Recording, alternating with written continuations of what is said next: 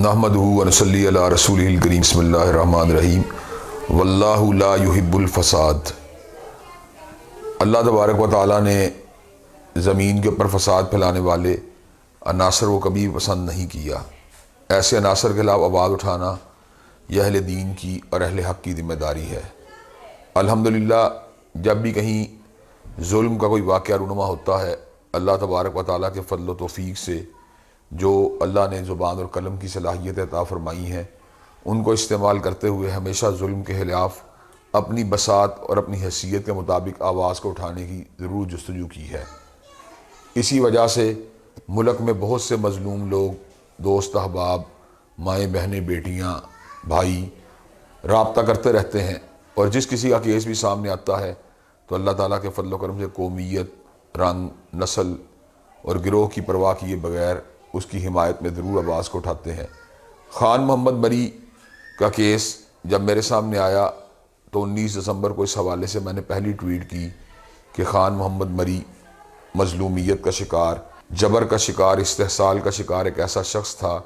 جس کے خاندان کے 7 سے زائد افراد کو عبد الرحمن کھتران نے اپنی نجی جیل کے اندر محبوس کیا ہوا تھا۔ اس کی بیوی اور 7 بچے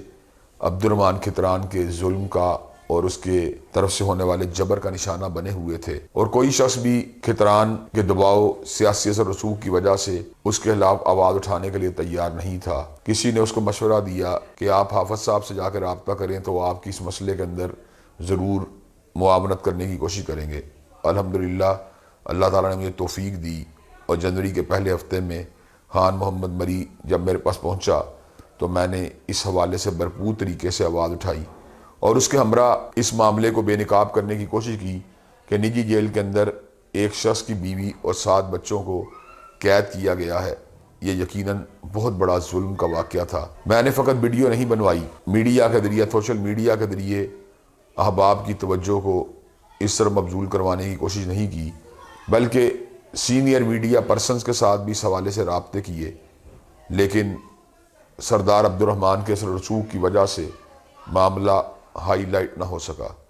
میں نے اس حوالے سے پولیس کے سینئر اہلکاروں کے ساتھ بھی رابطے کیے جن کا تعلق پنجاب کے ساتھ بھی تھا اور بلوچستان کے ساتھ بھی تھا۔ ان میں سے کسی نے بھی صحیح طریقے سے اس معاملے کو حل کرنے کی حامی نہ بھری۔ چنانچہ میں نے یہ روش دیکھتے ہوئے سیاسی دوست و احباب سے بھی رابطہ کیا، بلوچستان کے MNAs سے بھی اس حوالے سے میں نے کمیونیکیشن کی، لیکن افسوس کہ کوئی بھی شخص صحیح طریقے سے اس ایشو کو ہائی لائٹ کرنے میں مادہ تیار نہ ہوا۔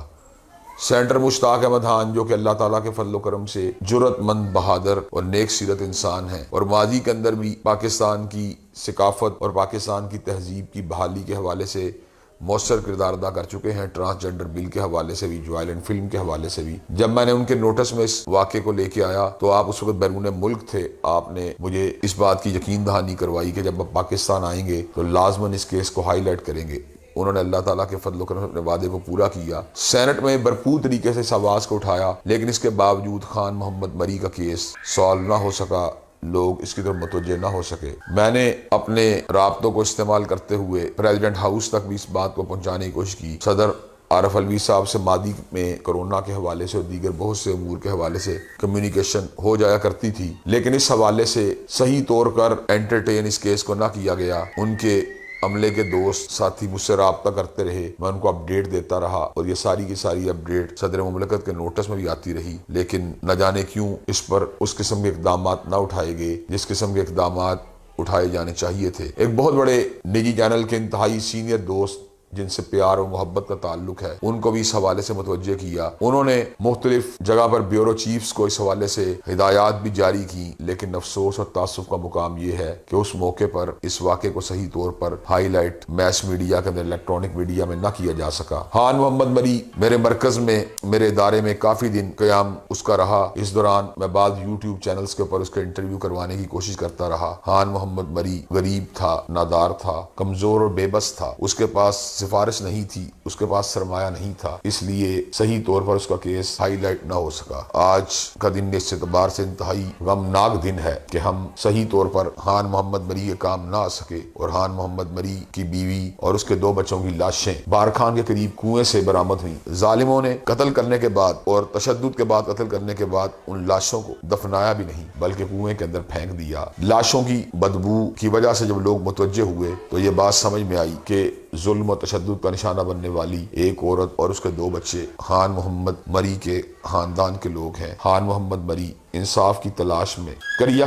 پھر رہا ہے، لاشوں کو اٹھا کر ادھر ادھر جا رہا ہے، لیکن شاید اس قانون میں غریبوں کی حمایت کے لیے وہ طاقت اور سخت موجود نہیں جو طاقت اور سخت ان معاشروں میں ہوتی ہے جو معاشرے صحت مند، طاقتور اور ترقی یافتہ معاشرے ہوتے ہیں۔ حضرت رسول اللہ صلی اللہ علیہ وسلم کا عطا کردہ نظام یقیناً انسانوں کو برابری کی بنیاد کے اوپر ڈیل کرنے کا درس دیتا ہے۔ ہم اسلام کے ماننے والے ہیں، ہمیں جو وطن حاصل ہوا کلمہ طیبہ کی بنیاد پہ حاصل ہوا، لیکن افسوس کہ ہم تاحال اس وطن کے اندر اپنے مظلوم بھائیوں کو انصاف دلانے سے قاصر ہیں۔ ہم خان محمد مری کے ساتھ تعزیت تو کر سکتے ہیں لیکن اس کو انصاف دلانے سے تاحال بھی قاصر نظر آ رہے ہیں۔ عبد الرحمن کھتران کا بیٹا خود گواہ کی حیثیت سے عبد الرحمن کھتران کے خلاف آ چکا ہے، لیکن کانسپریسی تھیوری ہر جگہ اپنا کردار ادا کرتی ہے اور ہر بات میں سازش کو ڈھونڈنے والے لوگ اس معاملے کو بھی کہ تانے بانے بھی سازش کے ساتھ جوڑتے ہوئے نظر آ رہے ہیں۔ نہ جانے خان محمد مری اور اس جیسے لوگوں کو کب انصاف حاصل ہوگا اور کب پاکستان حقیقی معنوں میں قائد اعظم کا پاکستان،